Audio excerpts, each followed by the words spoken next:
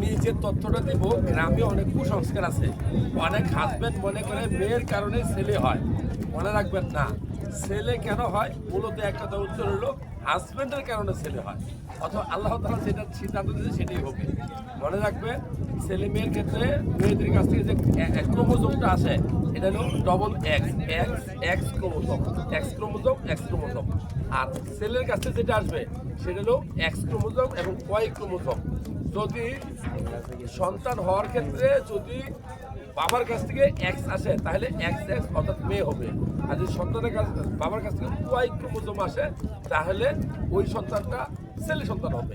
তার মানে বিজ্ঞান গবেষণা করে আবিষ্কার করছে যে আল্লাহ তাআলার ইচ্ছায় সন্তান ছেলে তখনই হবে যখন বাবার কাছ থেকে ওয়াই ক্রোমোজোম আসবে।